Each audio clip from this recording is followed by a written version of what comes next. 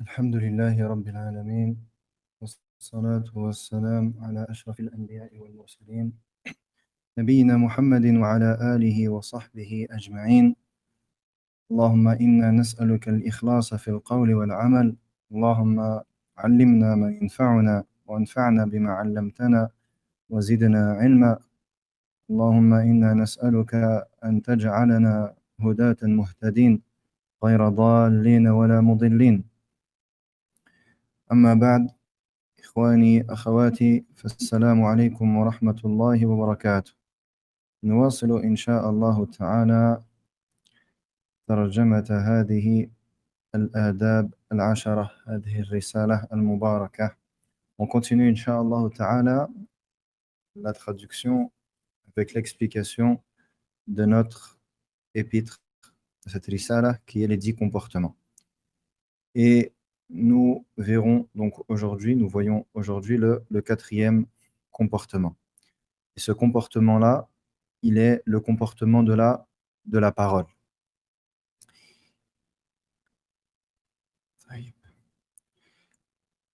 قال المصنف حفظه الله تعالى: الرابع: تكلم بطيب القول في خير، واخفض صوتك متمهلا في حديثك، وأنصت لمن كلمك مقبلا عليه، ولا تقاطعه، ولا تتقدم بين يدي الأكبر بالكلام. Il dit, rahimahullah, parle avec de bonnes paroles, à propos de bonnes choses, baisse le ton de ta voix en parlant lentement, écoute attentivement celui qui te parle en lui faisant face sans lui couper la parole, et ne devance pas le plus âgé dans la parole. Et donc, ici, ce comportement, qui est le quatrième, est en lien avec le comportement de la parole, la façon de parler. Et ici, il y a 7 points. Le premier, il dit, hafidhahullah, takallam bi tayyibil qawli fi khayr. Parle avec de bonnes paroles sur de bonnes choses, à propos de bonnes choses, de choses correctes. Wal khayru huwa ma rughiba fihi shar'an aw 'urfa. Ici, il dit parle avec de bonnes paroles. En arabe, khayr. Bi tayyibil qawli fi khayr.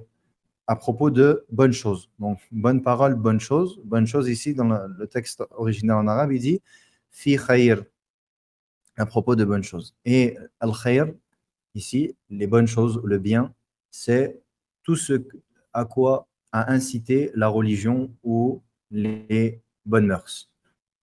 Et donc, nous sommes ordonnés, le serviteur est ordonné concernant sa parole de 2 choses. Et ça, c'est ce qui est contenu dans la parole du prophète alayhi salatu wassalam. Man kana yu'minu billahi wal yawmil akhir falyaqul khayran aw liyasmut. Celui qui croit en Allah et au jour du jugement, qu'il dise du bien ou qu'il se taise. Donc ici, nous avons 2 choses. Soit nous parlons pour dire de bonnes choses. Le prophète alayhi salatu wassalam nous dit, celui qui croit en Allah et au jour du jugement, qu'il dise du bien. Et s'il ne veut pas dire de bien, qu'est-ce qu'il doit faire? Il doit se taire. Donc le croyant, soit il parle pour dire de bonnes choses, des choses qui ne contiennent pas de futilité, qui ne contiennent pas de choses interdites, telles que le mensonge, telles que les insultes, telles que le fait de parler sur les gens, etc. Donc, soit la personne, elle dit du bien, une chose qui est bonne et utile, ou alors elle se tait. Le croyant doit se taire. Ensuite, il dit وَالْمَسْأَلَةُ الثَّانِيَةُ فِي قَوْلِهِ وَاخْفِضْ صَوْتَكَ. Deuxièmement, baisse le ton de ta voix. Baisse le ton de ta voix. Et le fait donc de baisser sa voix, c'est l'inverse de l'élever. Donc lorsque la personne, elle parle, elle ne doit pas élever sa voix d'une façon distinguée. Et ça, c'est quelque chose de blâmable en religion. Et c'est pour ça que le sage Luqman, qu'est-ce qu'il dit à son fils, en s'adressant à son fils, lorsqu'il lui donne des conseils, dans Surat Luqman, qui est une sourate que j'enjoins tout le monde à lire, cette sourate, et à méditer sur les conseils de Luqman à son fils. Et parmi les conseils de Luqman, le sage, qu'il a donné à son fils, il dit وَاخْفِضْ مِنْ صَوْتِكَ وَاغْضُضْ مِنْ صَوْتِكَ. Il dit وَاغْضُضْ مِنْ صَوْتِكَ. Baisse le ton de ta voix. Et il lui dit وَاغْضُضْ مِنْ صَوْتِكَ إِنَّ أَنْكَرَ الْأَصْوَاتِ لَصَوْتُ الْحَمِيرِ. Car la voix la plus détestable est la voix de l'âne. La voix de l'âne, c'est la voix qui est la plus dérangeante lorsque l'on entend. Tous les sons des animaux, je pense que l'un des sons les plus dérangeants, c'est celui de l'âne. Et ici, c'est pour ça que le sage Luqman, il lui donne cet exemple. Il lui dit baisse waghdud min sawtik, baisse le ton de ta voix. Et il lui dit ensuite car la pire des voix est la voix de l'âne. Donc l'homme qui lève sa voix, qui élève le ton de sa voix lorsqu'il s'exprime, il a une ressemblance avec cet animal. Et c'est donc une ressemblance qui est blâmable. Et le croyant ne doit pas lever le ton de sa voix lorsqu'il s'exprime. Le croyant doit parler de manière à ce que celui, celui à qui il parle, il entende et qu'il comprenne. Ensuite, le troisième point, il dit en parlant lentement. Mutamahilan fi hadithik. Donc lorsque la personne elle s'exprime, lorsque le musulman il s'exprime, il doit parler avec de manière lente. Lente, c'est-à-dire en prenant son temps. En prenant son temps.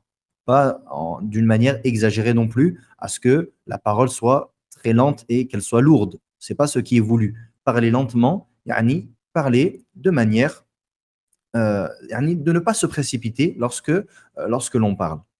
Et ceci afin que la personne qui soit en face, l'interlocuteur, comprenne ce que l'on dit.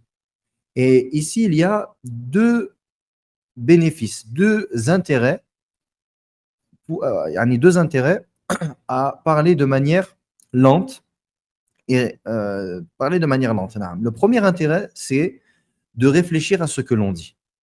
Lorsque la personne, elle se précipite dans la parole, eh bien, malheureusement, souvent, elle regrette.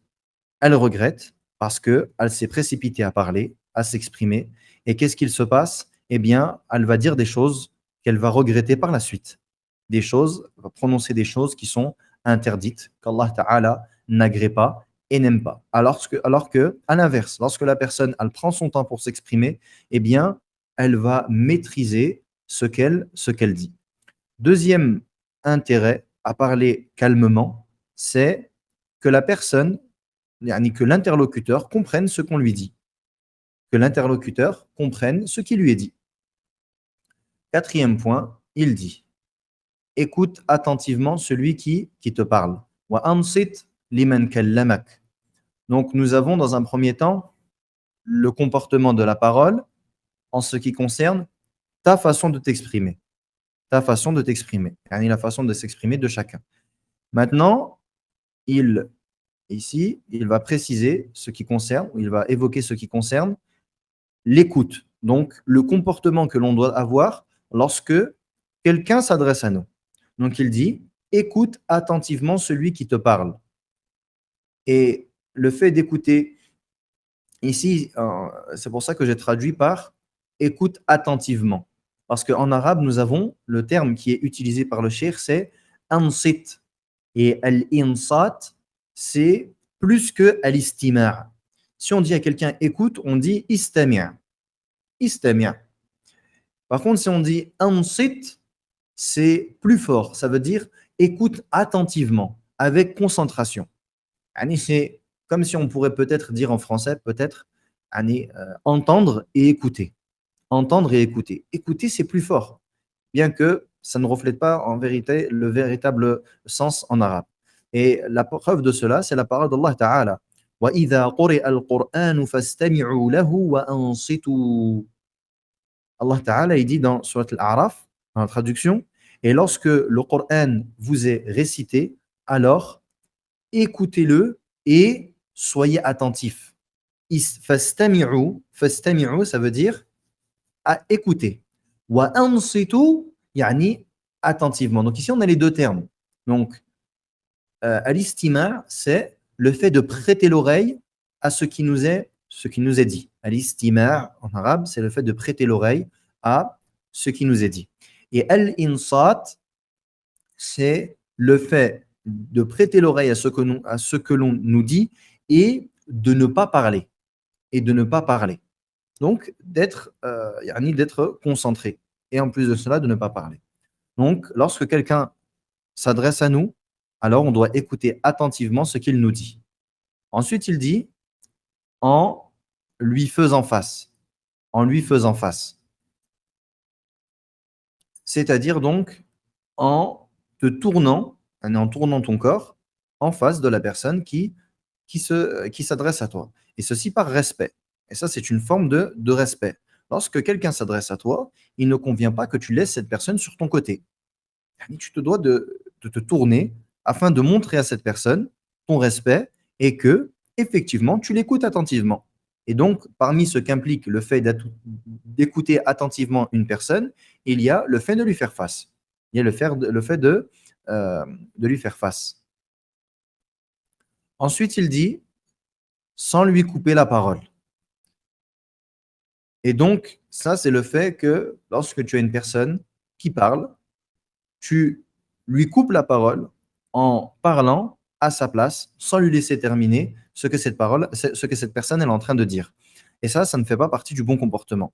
Lorsque quelqu'un s'adresse à toi, tu te dois donc de l'écouter attentivement, en lui faisant face, et sans lui couper la parole. Tu ne dois pas lui couper la parole. Et ça, c'est encore plus grave si tu coupes la parole. Si la personne à qui tu as coupé la parole, tu lui dois un grand respect, tel qu'une personne plus âgée que toi, tel que tes parents, tel qu'un oncle, une tante, une personne âgée, un cheikh, quelqu'un qui a un haut rang, etc. Donc, ça, c'est quelque chose qu'il faut délaisser et ça ne fait pas partie du bon comportement. Ensuite, il dit, et ne devance pas, et c'est le 7e point, il dit, et ne devance pas le plus âgé dans la parole. Naam. Car Allah Ta'ala a donné à la personne âgée un droit sur ceux qui sont plus petits et plus jeunes en âge. Et c'est pour cela que le prophète sallallahu alayhi wa sallam, il nous dit dans le hadith, ليس منا من لم يقر كبيرنا ولم يرحم صغيرنا. N'est pas de nous celui qui ne respecte pas la personne âgée et qui ne fait pas preuve de bonté envers le petit, la personne qui est petite en âge, le jeune. Donc le grand, la personne âgée, le grand c'est une traduction littérale, la personne âgée et la personne qui est plus âgée que toi, en vérité, tout court, elle a un droit sur toi par rapport à le fait qu'elle soit plus âgée. Et en arabe, on dit une personne plus âgée, on dit akbar, plus grande, si on traduit de manière littérale. Et ici, al-kubr, il est de deux sortes. Le fait qu'une personne, elle soit plus grande, entre guillemets, si on traduit littéralement, c'est de deux sortes. Soit la personne, elle est plus âgée, donc ici, elle est plus grande que toi par rapport à son âge, ou alors par rapport à son rang, telle qu'une personne, elle est de la science, ou qu'une personne, elle est la direction d'une chose.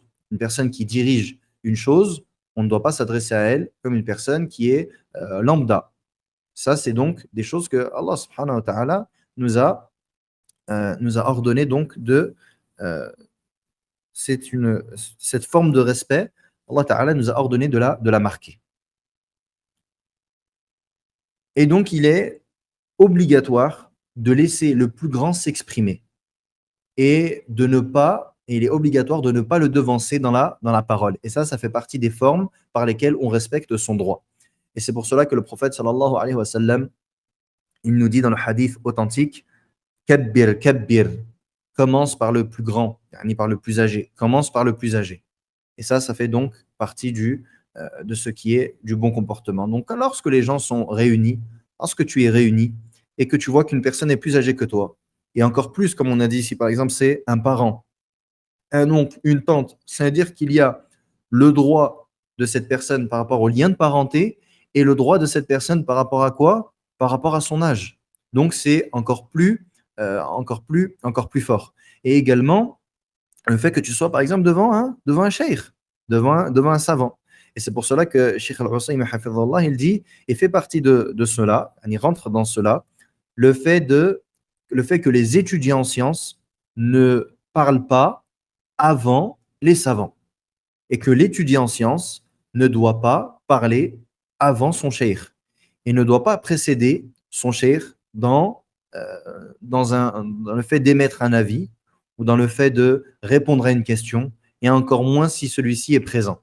Et ça ne fait pas partie des choses qui sont permises. Ni tu te dois de laisser le cheikh faire ces choses-là, et toi, tu dois te taire et rester à ta place. Et si chacun se taisait et ne parlait que en fonction de ce qui lui incombe, eh bien, wallahi, on aurait évité de très nombreux problèmes dans cette ummah. Car trop de personnes parlent et devancent les personnes qui sont plus à même de parler.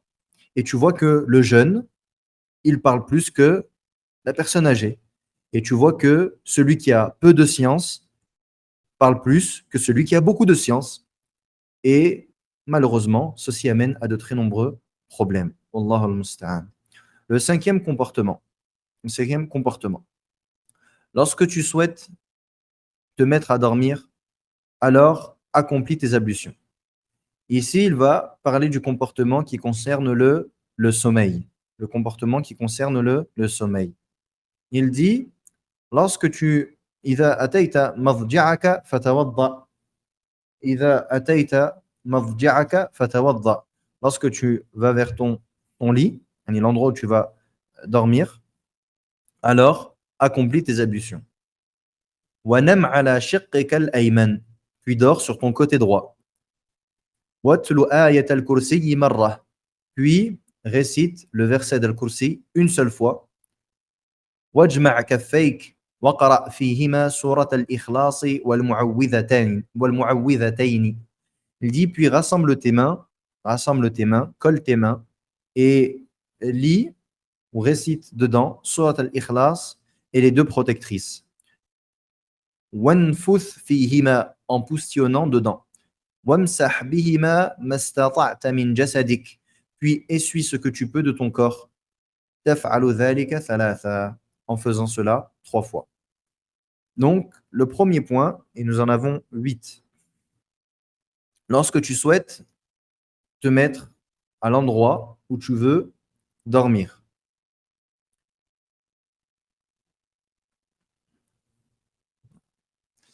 Il dit accomplis tes ablutions. Accomplis tes ablutions. Et ici, c'est le fait de faire al-wudu, comme si tu allais accomplir ta salah. Comme si tu allais accomplir ta salah. Donc, avant d'aller te mettre dans ton lit, veille à accomplir tes ablutions. Veille à accomplir tes ablutions.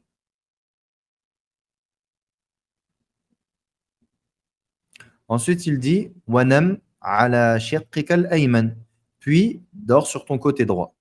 C'est-à-dire donc sur ton flanc droit, le flanc droit de ton corps.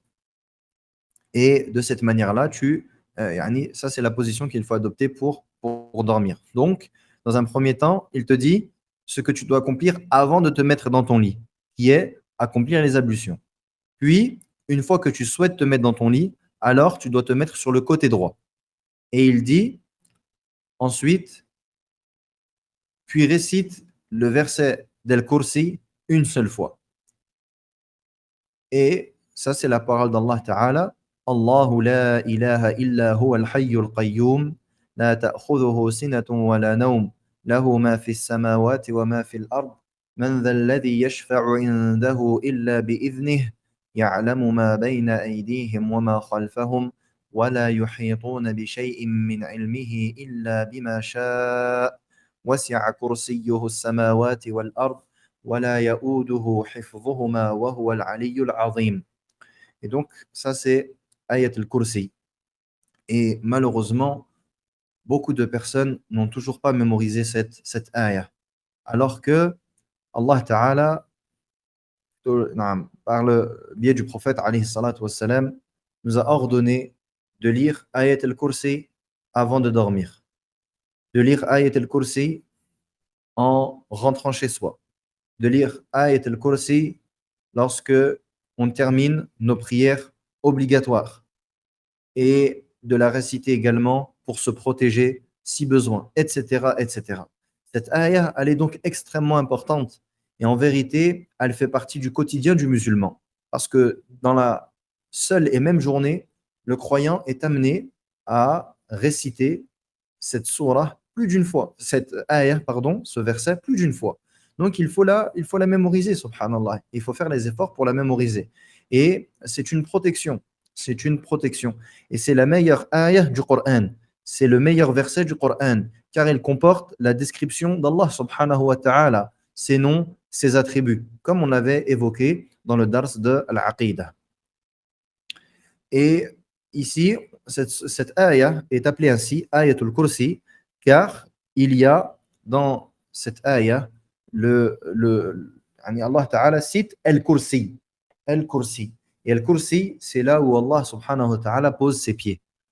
Et il n'y a dans le Coran Al-Kursi que dans cette ayah. Allah Ta'ala a cité Al-Kursi dans le Coran que dans cette ayah. Et faites attention, on ne dit pas le verset du trône. En arabe, le trône, c'est Al-Arsh. Et il est cité plus d'une fois dans le Coran. Dhul Arsh il-Majid, Fa'alun lima yurid.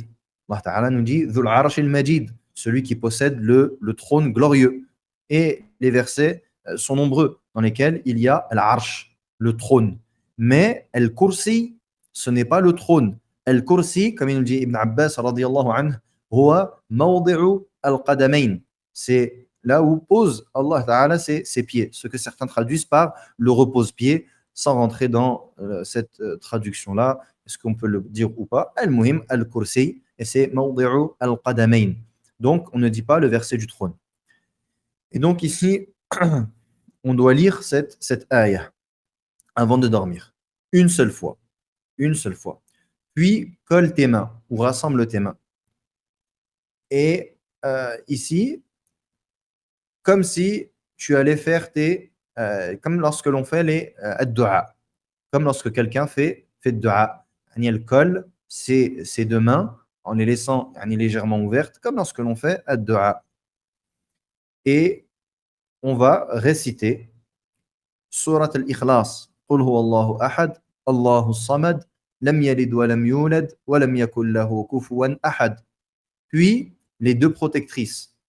قل أعوذ برب الفلق من شر ما خلق ومن شر غاسق إذا وقب ومن شر النفاثات في العقد ومن شر حاسد إذا حسد. Et surat الناس قل أعوذ برب الناس ملك الناس إله الناس من شر الوسواس الخناس الذي يوسوس في صدور الناس من الجنة والناس. Et donc, c'est les trois sourates que l'on doit réciter. Sixièmement, il dit, puis poustillonne dedans. Et le fait de poustillonner, c'est sans qu'il y ait ce n'est pas ici poustillonner en laissant beaucoup de poustillons sortir de la bouche. Quelque chose de léger. De cette manière-là. Quelque chose de léger. Et ici, il n'est pas question d'avoir les mains mouillées. Non, c'est juste de faire de cette manière-là. Et ça, c'est également une sunnah qui peut être accomplie lorsque l'on fait ar-ruqya ash-shar'iyya. Lorsque l'on fait ar-ruqya ash-shar'iyya. Et donc, on doit rassembler ses mains. Puis, réciter Surat al-Ikhlas, Surat al-Falaq, Surat al-Nas. Et poustillonner dedans, dans l'ordre. Une fois que ceci est fait, qu'est-ce que l'on fait? On essuie ce que l'on peut du corps 3 fois. Et ici, c'est important ce qu'il dit. Puis essuie ce que tu peux de ton corps 3 fois. Ce que tu peux. C'est-à-dire donc qu'ici, tu ne dois pas chercher à aller atteindre avec tes mains des endroits de ton corps qui sont difficiles. Tu es allongé dans ton lit. Tu n'as pas à rabattre tes jambes pour aller jusque tes chevilles ou voir tes pieds pour t'essuyer. Non, tu dois uniquement la face avant de ton corps, ce que tu atteins avec tes mains. Et tu ne dois pas chercher à essuyer tout ton corps. Comme il dit le shir, donc, ici, il n'est pas question de prendre son pied, de le ramener jusqu'à soi, de l'essuyer et de chercher, par exemple, à essuyer des parties de son dos, alors que ça, c'est difficile. Non, tout simplement, tu essuies une partie de tes bras, une partie de ton torse, de ton visage, en commençant par la tête. En commençant par la tête, sans exagérer. Et certaines personnes, Allah al-Musta'an, surtout ceux qui sont touchés de waswas, ils ont beaucoup euh, de mal avec cela. Et ils exagèrent. Ils exagèrent. Et tu fais donc cela 3 fois. Donc, tu fais 3 fois. Tu rassembles tes mains. Tu lis Surat al-Ikhlas, Surat al-Nas, Surat al-Falaq. Tu poustilles dans tes mains, tu essuies ton corps. Ça fait une. Et tu recommences ça encore 2 fois. Ce qui fait au total 3. Et donc, ça, ça se fait par, dans 2 situations. Ça se fait dans 2 situations. Il y a le fait de rassembler ses mains, lire les 3 sourates dedans et poustillonner. C'est la première situation, celle que l'on vient de citer, avant de dormir. La deuxième situation, c'est lorsque une personne est malade. Lorsque une personne est malade, il est légiféré de faire cela sur soi-même ou qu'une autre personne le fasse directement sur le malade. Et ceci est une sunna du prophète sallallahu alayhi wa sallam, comme l'a rapporté Aisha radiyallahu anha. Et elle dit que le prophète alayhi salatu wa sallam, lorsqu'il était malade, il avait pour habitude d'accomplir cela. Il rassemble ses mains, il lit les 3 sourates, il poussonne et il s'essuie le corps. Il dit, et lors de la maladie de sa mort, sallallahu alayhi wa sallam, lorsque la maladie s'est accentuée et que c'est devenu difficile pour lui, alors Aisha radiallahu anha l'aidait à faire cela. Elle l'aidait à faire cela. Et donc, il est légiféré également, si la personne elle voit quelqu'un de malade, de le faire. Et ça, malheureusement, ce sont des causes que l'on met trop peu en pratique. Trop peu de fois, malheureusement, on met en pratique cela. Yani, lorsque la personne elle est malade de n'importe quelle sorte de maladie, lorsqu'une personne a mal à la tête, lorsqu'une personne a n'importe quel type de maladie, eh bien, c'est une sunnah de faire cela. Et lorsque l'on voit, par exemple, un de nos enfants qui est malade, c'est une sunnah de faire cela. Yani, le malade qui est en face de toi, prends tes mains, fais ce que l'on vient de dire et essuie le corps de cette personne. Et en particulier là où la personne elle a mal. Et ça, c'est une sunna qui malheureusement est trop peu mise en pratique. Je vois que le document que j'ai, subhanallah, il s'arrête ici au niveau des comportements. Pourtant, j'ai pas dû plus que ça. Je vais essayer de le retrouver. Sinon, je ne vais pas. Allez. Inch'Allah, on prend encore le 6e comportement et on s'arrête là. Bi'idhnillahi ta'ala. Par contre, je peux pas vous faire le partage d'écran. Je vais essayer peut-être une dernière fois.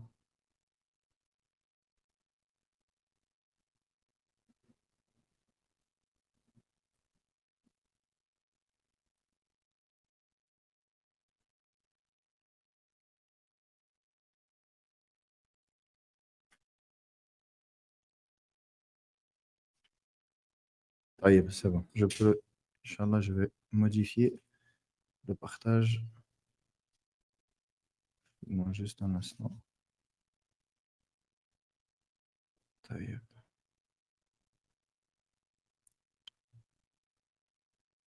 Normalement, vous devez le voir. Non. Donc, le 6e comportement. السادس إذا عطست فغط وجهك بيدك أو بثوبك واحمد الله فإن شمتك أحد فقال يرحمك الله فقل يهديكم الله ويصلح بالكم.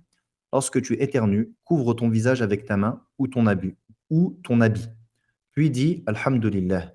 Et si quelqu'un te dit Yarhamuk Allah, qu'Allah te fasse miséricorde, alors réponds en disant Yahdikumullahu wa yuslihu balakum. Qu'Allah vous guide et réforme votre situation. Donc ici, c'est le 6e comportement et c'est le comportement de l'éternuement. Lorsqu'une personne a l'éternue. Donc ici, il y a 4 points. Le premier, إذا عطست فغط وجهك بيدك أو بثوبك. Lorsque tu éternues, couvre ton visage avec ta main ou ton habit. Et lorsque donc une personne, elle éternue, elle doit dans un premier temps se couvrir, afin que ce qui sort de sa bouche lors de l'éternuement ou de son nez, etc., ne se propage pas autour de soi. Comme vous le savez, lorsque l'on éternue, ça comporte des microbes. Et il fait donc partie du bon comportement de se couvrir. Donc, soit on couvre son visage avec sa main ou son habit. Et ce qui est choisi ici, ce qui doit être choisi, c'est de le faire avec la main gauche. Soit la personne, elle, elle retient son nez, elle va pincer son nez avec sa main gauche afin d'éviter que les microbes s'échappent et se propagent. Ou alors, la personne, elle va se couvrir le visage. Et ce qui est mieux, c'est le fait de se couvrir le visage avec l'habit. Ce qui est mieux, c'est de couvrir le visage avec l'habit. Donc, que la personne, elle le fasse avec la manche de son habit ou alors avec al-muhim, peu importe, que la personne elle prenne une partie de son habit et elle éternue dans celui-ci afin de ne pas que ces microbes se propagent sur les autres. Et si jamais c'est avec la main, alors à la main gauche. Pourquoi? Parce que la main gauche, en islam, c'est celle que l'on utilise pour les choses qui sont répugnantes, les choses qui sont moins propres. Donc, c'est comme lorsque l'on est, par exemple, akramakumullah, lorsque l'on accomplit ses besoins, on s'essuie avec la main gauche. Et également, lorsque donc on éternue, on le fait avec si jamais on souhaite mettre sa main, c'est avec la main gauche. Et dans un premier temps, on essaye de retenir l'éternuement en pinçant son nez.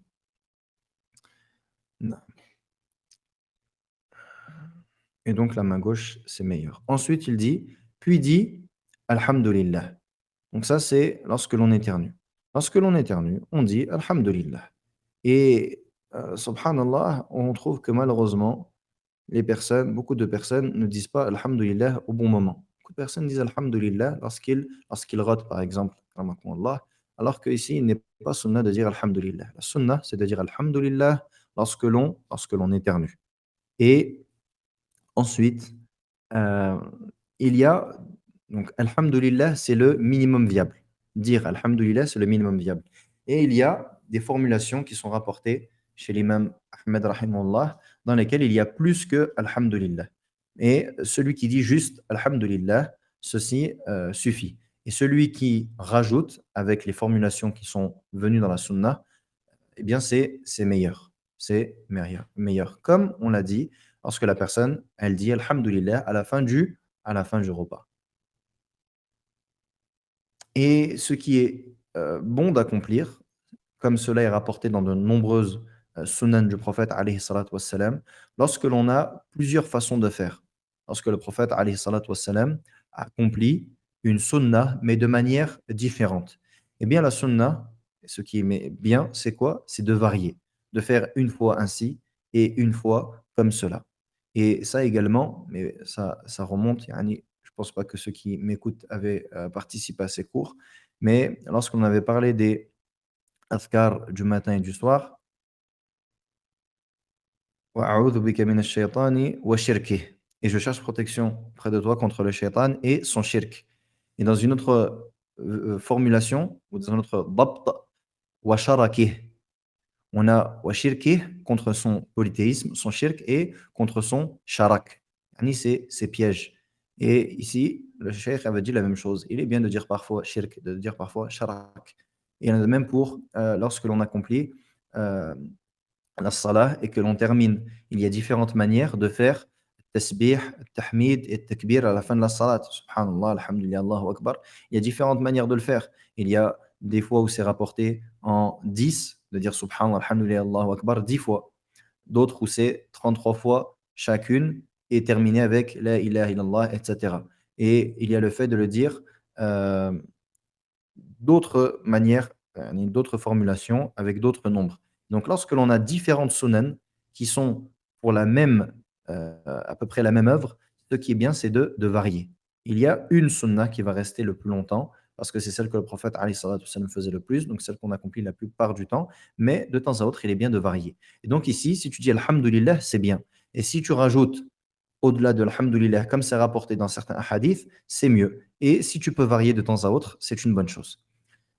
Ensuite, il dit, et si quelqu'un te dit Yarhamukallah, qu'Allah te fasse miséricorde, alors réponds en disant Yahdikumullah wa yuslihu balakum. Donc, ce qui est une sunnah, c'est de dire, donc, ici, lorsque la personne, on entend quelqu'un éternuer, dire Yarhamukallah. Et ici, c'est conditionné. Quand est-ce que l'on dit Yarhamukallah à une personne? C'est lorsqu'on l'entend dire Alhamdulillah. Donc, si jamais tu as quelqu'un à côté de toi qui éternue, mais que tu n'entends pas dire Alhamdulillah, tu n'as pas à lui dire Yarhamukallah. Je répète, c'est important. Lorsque tu as une personne à tes côtés et que cette personne éternue et que tu ne l'as pas entendu dire Alhamdulillah, tu n'as pas à lui dire Yarhamukallah. Taïib. Et ça, c'est une erreur que beaucoup de personnes font au moins à partir du simple fait qu'il entende quelqu'un dire, qu'il entende quelqu'un éternuer, lui dit Alhamdulillah. Non, si la personne ne dit pas Alhamdulillah, on ne lui dit pas Alhamdulillah. Donc ici, c'est conditionné. Et si jamais quelqu'un dit, te dit à toi, après que tu aies éternué, que tu aies dit Alhamdulillah, que cette personne te dit Yarhamukallah, qu'est-ce que tu réponds? Yahdikumullah wa yuslihu balakum. Comme c'est rapporté du prophète sallallahu alayhi wa sallam. Et il est rapporté dans certains athars des Sahaba radiallahu anhum qu'ils faisaient d'autres invocations. Par exemple, il est rapporté que Ibn Omar radiallahu anhu, lorsqu'il entendait quelqu'un dire Alhamdulillah après avoir éternué, lui disait Yarhamunallahu wa iyyakum wa yaghfiru lana wa lakum. Qu'Allah nous fasse miséricorde ainsi qu'à vous et qu'il vous pardonne à nous ainsi qu'à vous. Donc Ibn Omar radiallahu anhu, il est rapporté que dans ce hadith, qui est le hadith, il est rapporté par Malik, avec la chaîne de transmission la plus authentique, qui est Nafi' Malik, Nafi' Abdullah ibn Omar, Nabi sallallahu alayhi wa sallam. Et là, ici, ça s'arrête donc à Ibn Omar. C'est un athar. Donc, c'est mawqouf ala Ibn Omar radiyallahu anhu. Et donc, ici, Ibn Omar radiyallahu anhu, qu'est-ce qu'il a dit? Yarhamunallah wa iyyakum wa yaghfiru lana wa lakum. Il n'a pas dit Yarhamukumullah. Ah oui, Yarhamukallah. Il ne l'a pas dit ainsi. Et ça nous montre que il est permis de dire autre chose que Yarhamukallah, de faire dua à la personne. Mais le meilleur, c'est de faire comme il est rapporté du prophète sallallahu alayhi wa sallam. Et il est rapporté également de Ibn Abbas radiallahu anhu qu'il disait Yarhamuna wa yarhamukumullah à la place de Yahdikumullah wa yuslihu balakum. Donc ici, nous avons des athars différents qui nous montrent que ce qui est demandé, c'est de faire dua à la personne. Mais le meilleur, c'est quoi? Ce qui est apporté du prophète alayhi salatu wassalam, de dire Yahdikumullah wa yuslihu balakum. Mais si une personne dit autre que cela, alors on ne lui dit pas que tu as fait une bid'a ou que ceci est une innovation, que ce n'est pas permis et que tu es en contradiction avec la sunna du prophète sallallahu alayhi wa sallam. Non, si la personne te dit autre que Yarhamukallah et te fait dua, ceci est permis. Ceci est permis.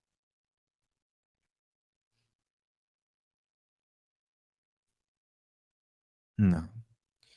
Et donc ça, c'est ce qui concerne le sixième comportement. Et on s'arrête là pour aujourd'hui, Inch'Allah ta'ala. Si des personnes ont des questions concernant le cours, et je dis bien, je précise comme d'habitude, concernant le cours,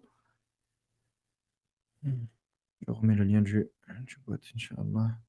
Vous pouvez le trouver dans le message qui est épinglé le bot, mais je le mets au cas où. Si certaines personnes ont des questions concernant le cours.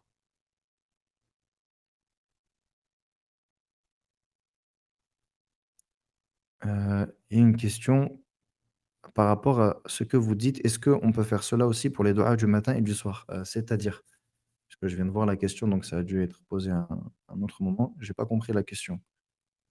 Est-ce qu'on peut faire cela aussi pour les doigts du matin et du soir? C'est-à-dire cela.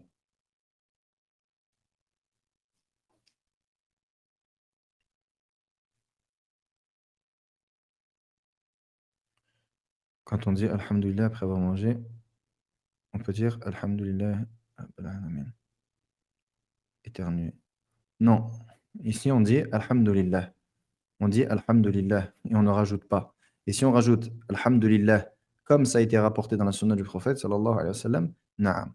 Si la personne a éternué, qu'elle dit plus qu'Alhamdulillah, comme ça a été rapporté euh, comme ça a été rapporté dans d'autres hadiths, na'am. Mais le fait de dire Alhamdulillahi Rabbil Alamin, non, on dit Alhamdulillah ou ce qui a été rapporté dans les ad'iyah. Le fait de crachoter et se passer les mains dans le corps, ça fait pas partie des adhkar du matin et du soir. Non, non, non, non, non, non, non. Les adhkar du matin et du soir, on les fait en récitant surat An-Nas, Al-Falaq, mais ça doit être sans le fait de le faire dans les mains et de le passer sur le corps. Non. Le matin et le soir, on fait les adhkar. On fait ces adhkar et on dit Qul Allahu ahad, Qul a'udhu bi rabbin nas, Qul a'udhu bi rabbil falaq, 3 fois chacune, mais ça ne doit pas se faire en le disant, yani en lisant sur les mains et en poussionnant comme on l'a dit pour le fait de dormir. On a dit c'est dans 2 situations qu'on fait ça. On le fait au moment de dormir et on le fait si quelqu'un est malade. Est-ce que quand on pense avoir été touché par un mal occulte, on peut poussiner après la lecture plusieurs fois dans la journée, comme après la prière ou après la lecture du Coran, quand on avait l'intention de ruqya? Comme je vous ai dit, si la personne elle est malade et forcément heu, parmi les formes de maladies, qu'est-ce qu'on a? On a les maladies qui sont en lien avec le monde occulte, les maladies occultes. Donc la sorcellerie ou alors le mauvais œil, al-ayn et cetera. Donc la personne, lorsqu'elle est lorsqu'elle est touchée par cela, eh bien, elle peut na'am, faire comme on l'a dit. Elle prend ses mains et elle récite dedans, elle le passe sur son corps. Et on le fait avec ses souars. On le fait avec ses souars. Mais le fait de le faire avec d'autres souars, par exemple réciter dans ses mains Al-Fatiha ou Ayat al-Kursi et s'essuyer, Allahu alam, je n'ai pas entendu ça, donc je ne peux pas dire c'est permis ou ce n'est pas permis. Il faudrait demander à un cheikh, Wallahu alam. Quand une femme crie beaucoup sur ses enfants car elle les élève seule à la maison malgré qu'elle est formée, est-ce un péché? Annie, ici, ça, le fait de crier à la maison, wallahi, c'est un problème qui est répandu malheureusement, dans pratiquement toutes les familles. Et c'est quelque chose qui est difficile, mais c'est quelque chose sur lequel il faut faire un effort. Wallahi, la personne, elle doit faire un effort. Annie, on doit faire un effort que les enfants, que l'excuse, entre guillemets, ou ce qui pousse à ça, c'est d'avoir des enfants qui sont très turbulents, ou d'avoir beaucoup d'enfants, ou d'être seul à éduquer ses enfants, ou, al-muhim, la personne, wallahi, elle doit faire des efforts afin de ne pas lever le ton de sa voix, de ne pas crier. Évidemment qu'il y a des situations où on est obligé de s'énerver et de lever le ton, de hausser le ton. Mais passer la journée à crier, wallahi, personne ne pourra dire que c'est bénéfique. Ni les enfants peuvent dire que c'est bénéfique et que ça marche, ni les parents peuvent dire que c'est bénéfique et que ça marche. Et au final, quand on passe la journée à crier, qu'est-ce qui se passe? À la fin de la journée, on est épuisé, on termine avec la journée avec des maux de tête, on a mal à la poitrine, on est mal, on a le moral qui est bas, etc. Wallahi, ça n'apporte pas. C'est dur, wallahi, c'est dur. Mais il faut faire les efforts pour se réformer et il faut faire dua. Et je vous enjoins tous à apprendre ce dua. Et Inch'Allah ta'ala, on s'arrêtera là. Je vous enjoins tous à apprendre ce dua. Le prophète sallallahu alayhi wa sallam, il nous apprend qu'il disait, il nous apprend par le fait qu'il prononçait cela, Allahumma inni a'udhu bika min munkarati al-akhlaq wal a'mal wal ahwa. Oh Allah, je cherche protection auprès de toi contre les mauvais comportements. Allahumma inni a'udhu bika, oh Allah, je cherche protection auprès de toi.